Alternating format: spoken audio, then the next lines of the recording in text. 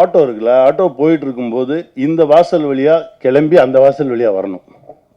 வந்தார். எப்படி எந்த டைமிங்கில் பண்ணுறாரு ஒன்றுமே புரியல.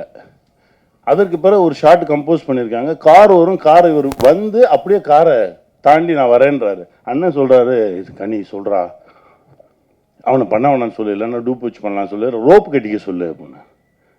ஞாபகம் இருக்கா? நான் கூப்பிட்டு இப்படியே எப்படி சொல்கிறது, நான் சொல்கிறேன் தம்பி வேணாமே ரோப்பு கட்டிக்கலாமே. இல்லை நான் வந்துடுவேன். அந்த நம்பிக்கை இருக்குல்ல, அதாவது ரொம்ப தகுதியான ஒரு நடிகன்.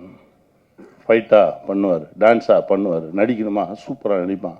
எல்லா தகுதியும் இருந்து என் தம்பிக்கு சரியான ஒரு கதவு திறக்கலையே அப்படின்னு நினச்சிருந்தேன். முதல் கதவு திறந்தது எங்கள் அர்ஜுன் சார் மூலமாக.